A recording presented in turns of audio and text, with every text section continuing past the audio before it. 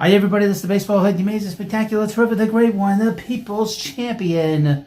Your host, and welcome back to the Prospect Hut version of the Baseball Channel and Baseball Hut and wherever the hell I am. But this is SNY. They put out a new top 30 prospect list for this year.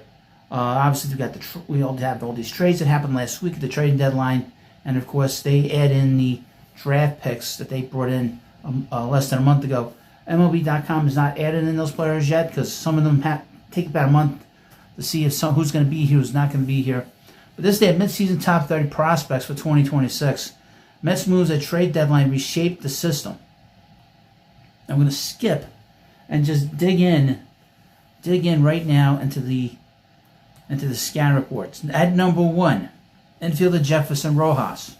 I'm going to read this in the voice of the writer. I think it is fair to call Rojas the top prize of the Mets' 2026 trade deadline, acquiring him from the Cubs for Clay Holmes and Tyrone Taylor. He's a consensus top 100 prospect in baseball, ranking number 63 on MLB Pipeline's top 100. Like a lot of prospects that you'll read about on this list, there are some real high-end traits with questions still to be answered.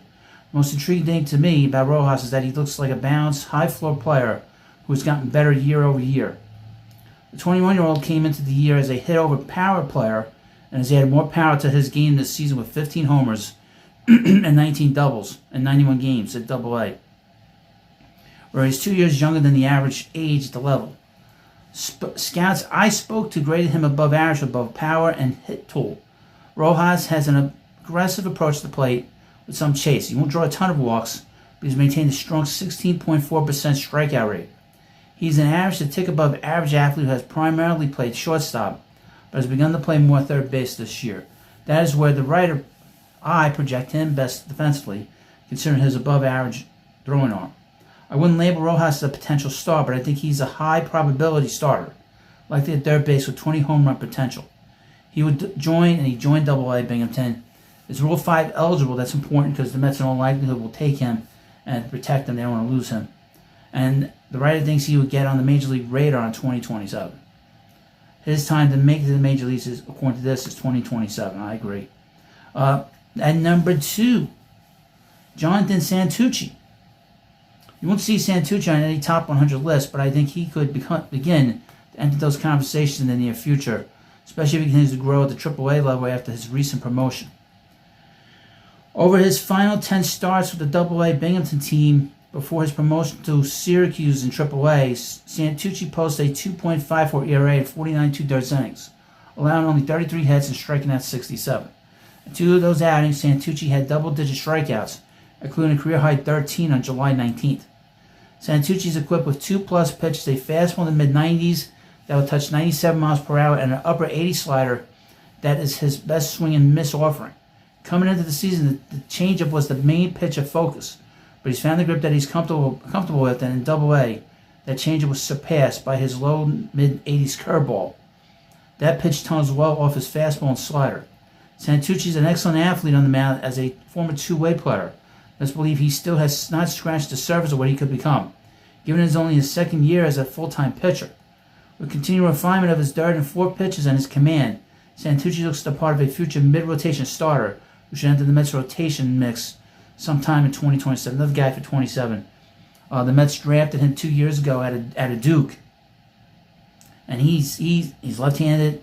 That's the best lefty prospect that they've had since he's entered the system. So he will be part of this team next year if he stays healthy. And number 3, in the blue corner, shortstop Sammy Stafora.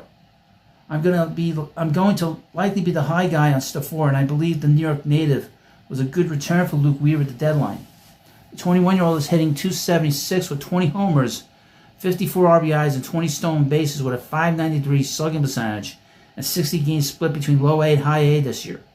If you focus solely on his 47 games at high A, he is hitting .301 with 19 home runs with a .656 slugging percentage. Stafora went on a heater in the month of July, slugging an enormous 14 home runs. A little extra there. This is an example of buying plus to elite traits and working to improve one. Stafora has an aggressive approach with at least above average raw power that is finally making it into the games. Stafora shows plus bat speed is posting well above average to plus exit velocities. With his approach, strikeouts are going to be part of his game, and that's a fair part of his profile to criticize. His 29% strikeout rate in high A is higher than you'd like to see, but it's not so high that he's not going to be able to hit. The Mets can help him trim that down to the low to mid-20s that he had been prior to 2026. Perhaps sacrificing a little bit of the go-for-it approach that would play just fine. Okay? Stafora is a plus athlete, and that shows on the base pass as well as on the field.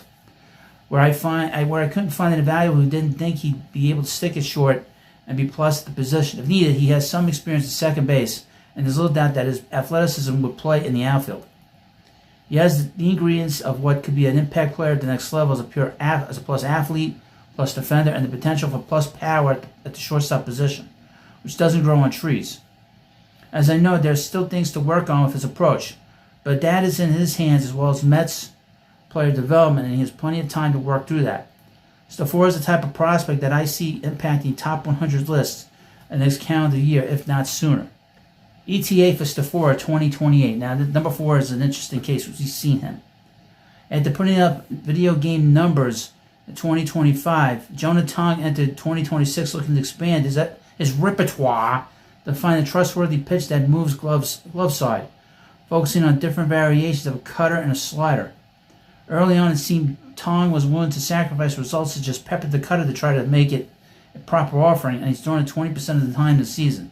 It's fair to say that the pitch has been inconsistent this season. Now, we've seen him a little bit.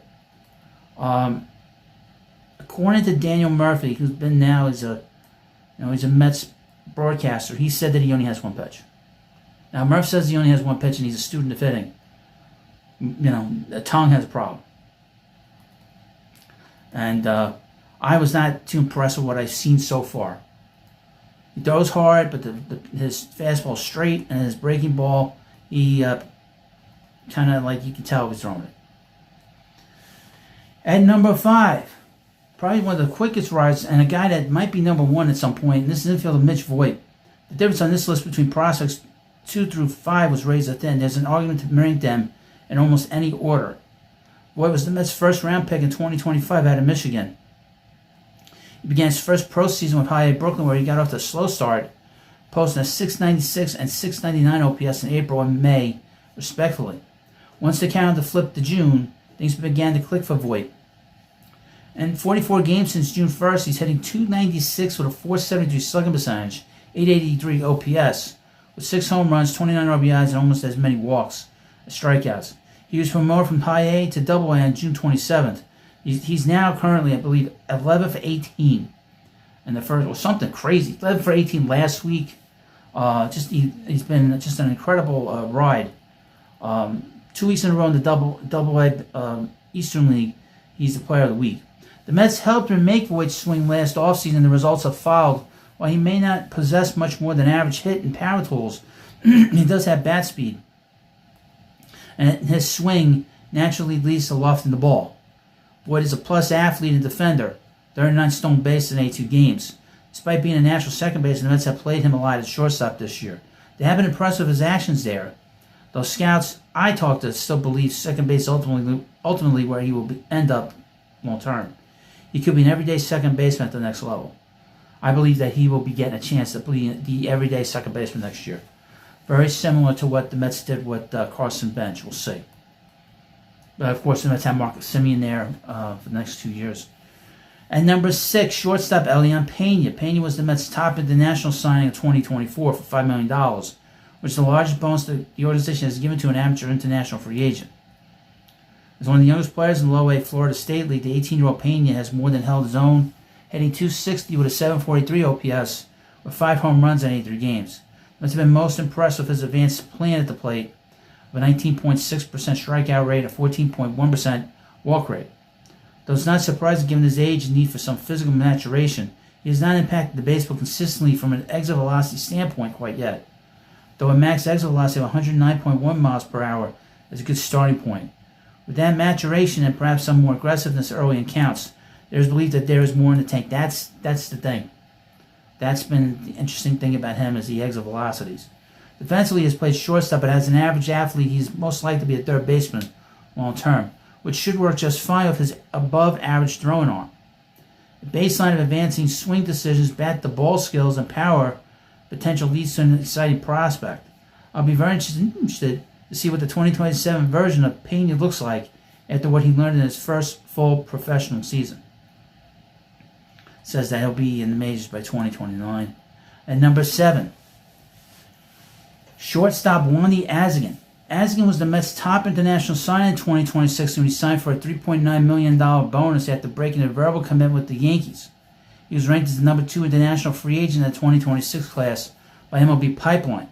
After a delayed start to his season in the Dominican Summer League due to a hamstring injury, the 16-year-old has performed well with a .276 batting average, .982 OPS, slash line, and 3 home runs in 21 games.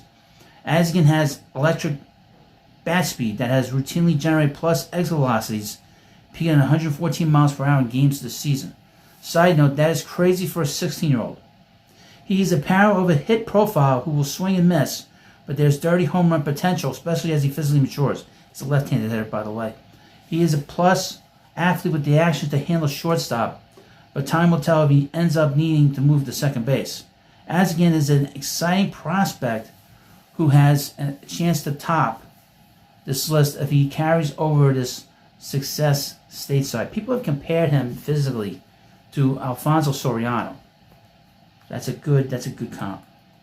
2031, they're saying he'll be here. And number 8, third baseman Jacob Ryman. Now Ryman has taken a step back, quite frankly, this year, and is dealing with injuries. Ranking Ryman has me still believing in the bat despite some injury issues. In 24, he missed most of the season with a torn hamstring. He then had a breakout 2025 after a swing change with a .870 OPS, generating 54 extra base hits, 17 of which were home runs. In 2026, he got off to a slow start, was beginning to turn around, then had a groin injury, from which he is now getting back into games. When he is right, Ryman has an average hit tool with a good eye at the plate, and his plus raw power that began to make it into games in 2025. He emphasized to me in spring training that he focuses on becoming a good defensive third baseman. Right now, he's below average athlete with plenty of arm for the position. Scouts I've spoken to over the last couple of years still believe his best defensive home is first, which would put additional pressure on the bat to play. Ryman has a chance to be a 20 to 25 home run corner infield bat. At number 9, we have Zach Thornton. We're watching him now, so we don't really need a scan report on him. He's made it. His upside is capped due to a lack of true swing and miss pitch. We know he doesn't throw hard, and the need to be precise with his command because of that. For me, he still profiles a high probability number 4, number 5 type starter who, when he's on, could be an innings eater due to the incredible efficiency that he's always had since turning pro. He throws strikes, and that's a big thing. So you heard it here.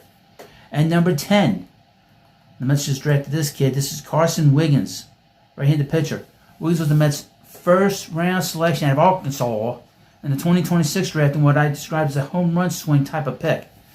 He missed the entire 26 season recovering from Tommy John surgery, but he's considered a healthy player who's ready to go at and out of the rehab program.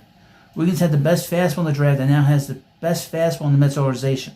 When healthy, Wiggins averaged over 98 miles per hour and touched 102 miles per hour. Wow. He also has a wipeout slider. One scout told me he has 2 plus pitches.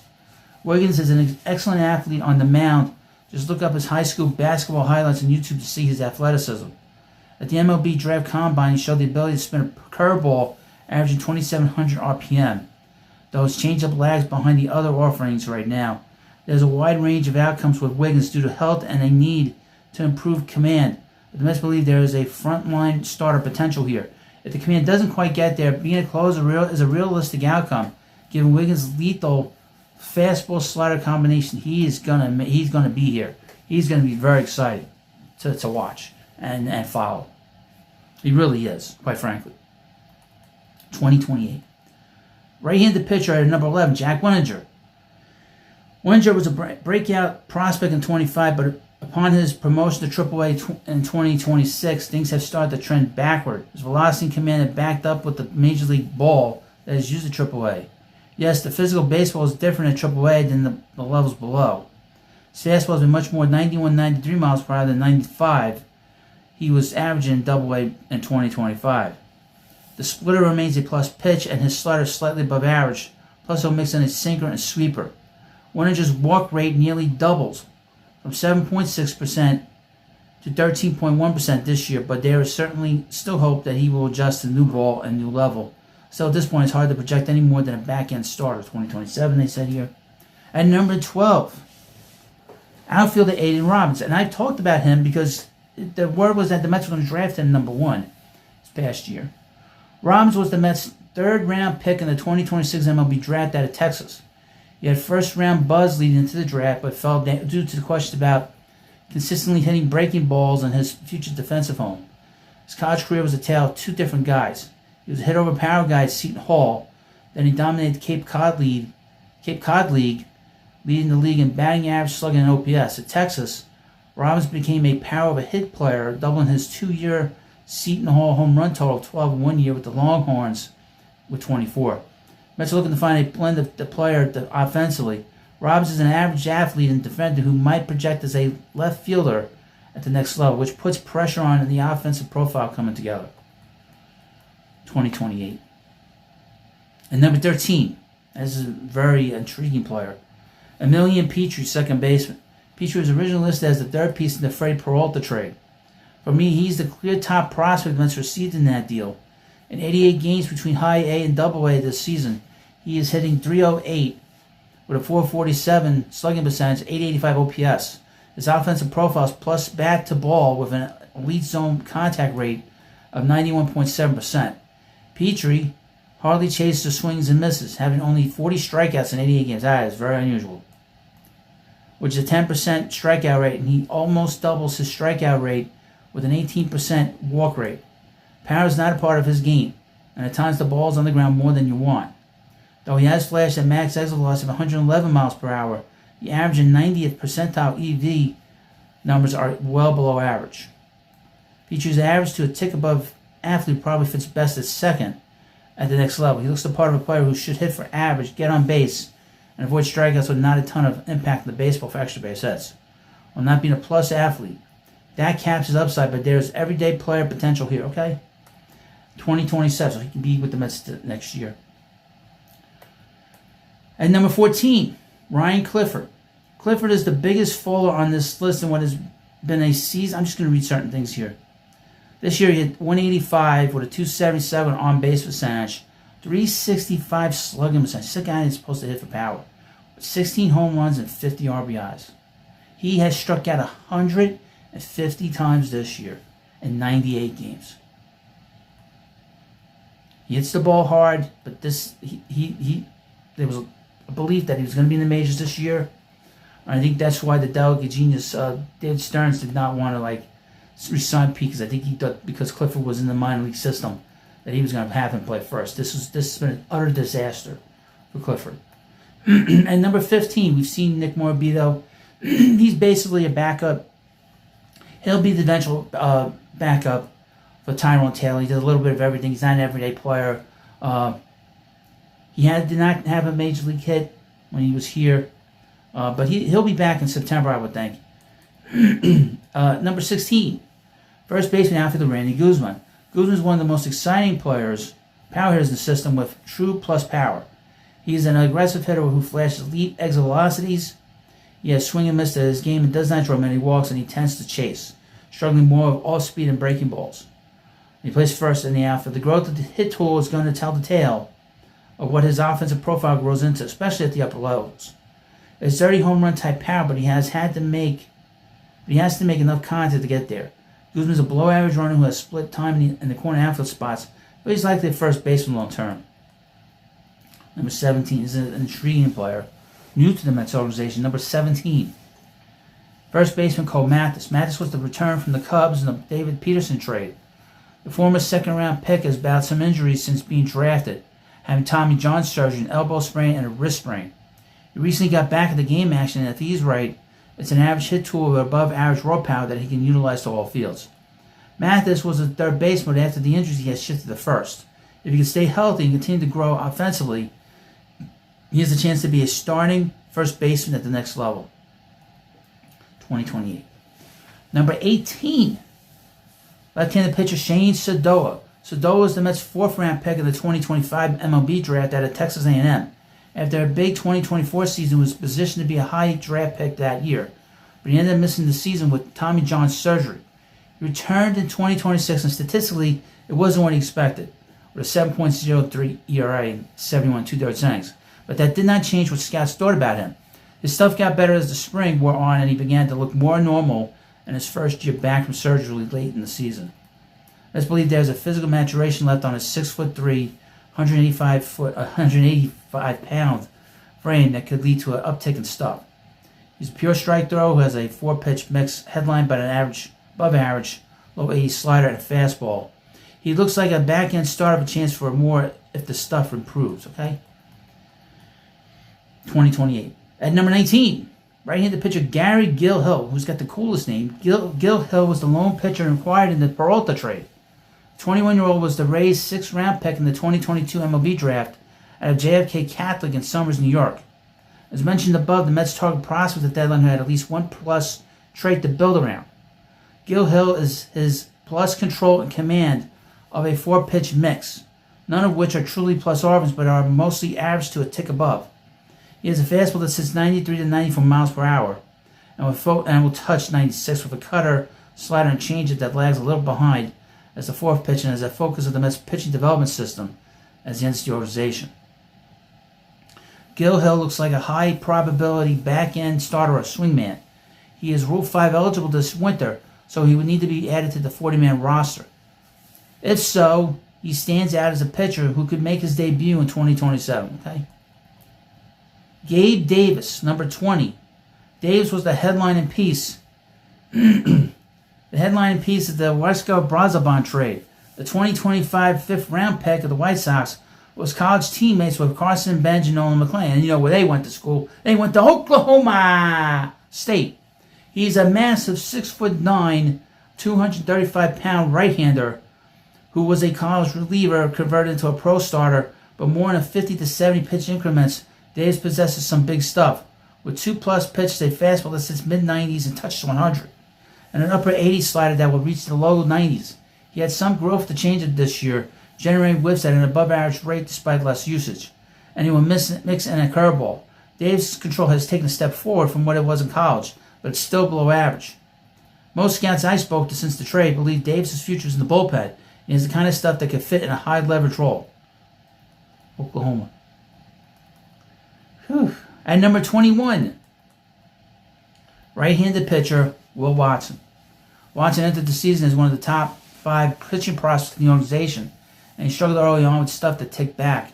And he last appeared in a game on May 5th, missing 3 months with an oblique injury. He's set to begin rehab outings this week, as last week, where he will look to get back on track. When Watson is right, his fastball sits 93 to 95, touching 97 with a slider, cutter, and changeup. His command needs to take a step forward to become a possible back-end starter. Otherwise, he could potentially translate in relief, which is a role he filled while at college at USC, 2027. At number 22, outfielder Aiden Smith. Another Aiden. Smith was part of the return in the Peralta trade. Tampa Bay received him from Seattle in the Randy Arozarena deal. And in 2024, he looked to be a player who was on the verge of being a top 100 prospect. Since then, he has not been able to translate his tools onto the field. His OPS in 2025 dropped to 719, and in 2026 it has dropped to 672, though he has dealt with some injuries this season. There's some barring tools here with Smith having above-average raw power and being an above-average runner who can play center field with a strong throwing arm. That tool set comes with an over 32% strikeout rate, and it doesn't take a lot of walks.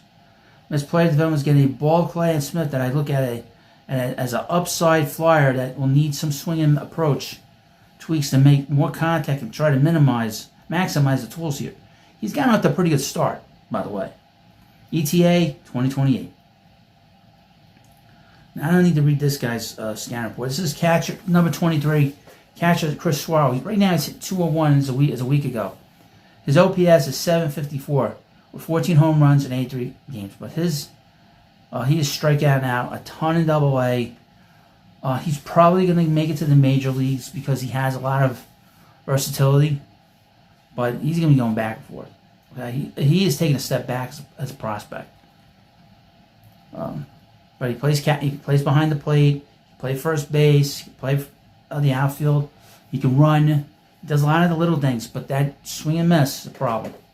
At number 24, Giovanni Rodriguez, a catcher. Rodriguez was the Mets' top international signing in 24 for $2.85 million. The 19-year-old has come stateside for the first time in 2026 and had 280 with an 849 OPS and 7 home runs in 49 games in the Florida Complex League, recently earning promotion to low A St. Lucie. He profiles an offensive-minded catcher who shows the ability to barrel the ball in the air to the pull side and post well above average exit velocities. Defensively, he needs work as a receiver, but has always had a plus thrown on. At number 25, new guy, infielder Bruin Agbayani. Agbayani is the son of former Mets outfielder Benny, but he is an interesting prospect in his own right. A piece of the A.J. Minter trade, he's hit over a power profile, though in a small sample size of games played, he flashed some elite bat speed, which has Mets people thinking that there could be more pop in the bat than he's shown. Agbayani is recovering from shoulder surgery and may get into game action before the year is out. Defensively, he likely fits best as a second baseman or as a left fielder. At just 19 years old, if Agbayani bounces back from his surgery, he's the type of talent who could move up this list in 2027. He's got a shot at the majors because of his father. His father gives him an edge, So I'm very excited to him. 2030. Benny, by the way, was not a prospect. He was a minor leaguer and he got lucky. Worked hard and just got here. Number 26, Davio Hurtado. Hurtado was an international signing out of Cuba in 23 for $500,000. He has a 2.88 ERA and 16 games between low A St. Lucie and high A Brooklyn this year, with 64 strikeouts and 59 in the third innings. Hurtado has a strike-throwing, pitchability lefty up to 95-96, with 2 above-average breaking balls and a slider and curveball. Hurtado also mixes in a changeup. Has a chance to be a back-end starter, 2028. Billy Amick at number 27. He's gotten off to an enormous start. Amick was acquired in the Minter trade. The former second-round pick has above average, bordering on plus power, strong bat speed, and exit velocities. He has 24 homers in 88 games. Now it's 28 home runs, or 29 home runs. Defensively, he has played more third than first, but he profiles more as a first baseman DH type. Questions are if you make enough contact, 110 strikeouts in those 88 games to get to that power consistently in the upper minors and eventually the major leagues. It's much better than Ryan Clifford, by the way. And they say he will be in the majors next year. At number 28, left-handed pitcher Nicholas Carino. Carino was acquired from the Pirates for left-hander Josh Walker in 2024. Wow, that's a long time ago. He has a 3.82 ERA in 19 games across 75 and a third innings this year with 94 strikeouts. He's mostly a sinker slider lefty, averaging 94 on the sinker that is up to 98. Control and command can be an issue, which leads to likely a reliever profile. 2028. And here's a guy that's completely fallen as a prospect. Is Eli Serrano III. He hasn't done much really positive in the organization. Is Eli Serrano III. Serrano's a prospect the Mets have been excited about for the last couple of years. He has battled some injuries along the way, with an ankle issue in 25, while also struggling in a difficult environment. Left-handed hitters, that is Brooklyn. 2060 he was assigned to Double-A, where he spent some time playing through a shoulder injury. He's a 643 OPS and last played on June 13th. Ugh. There is above average power there. He could be the long side of a platoon in a corner outfield spot. Finally, Luke Gabrish. Luke Gabrish was the lead piece in the Brooks Raley trade. The results from an ERA perspective aren't great, but the Mets are buying the under-the-hood swing and miss stuff. Gabrish has a starter's build at 6'3", 200 with a 5-pitch mix, throwing both a 4 and 2-seam fastball. His velocity ticked up this year, averaging 95 and up to 98 miles per hour. He has a slider, sweeper, and a changeup that could use some work. With some refinement of his command and secondaries, the Mets might have identified an under-the-radar arm here. You can let me know what you think about this rather long video. Thank you for watching. Have a good day. I'll see you later.